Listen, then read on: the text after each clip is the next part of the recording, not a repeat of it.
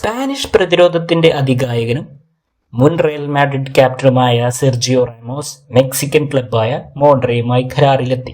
38 വയസ്സുള്ള താരം 1 വർഷത്തേക്കാണ് ഈ മെക്സിക്കൻ ക്ലബ്ബുമായി കരാറിലെത്തിയിരിക്കുന്നത്. റയൽ മാഡ്രിഡ്, PSG, സെവിയ എന്നീ ക്ലബ്ബുകളിലെ കരാറിനു ശേഷമാണ് താരം മെക്സിക്കൻ ലീഗിലേക്ക് കൂടുമാറ്റം നടത്തിയിരിക്കുന്നത്. അതോടൊപ്പം താരം ഈ ക്ലബിനായി 93-ാം നമ്പർ ജേഴ്സി അണിയും എന്നാണ് അറിയാൻ സാധിക്കുന്നത്.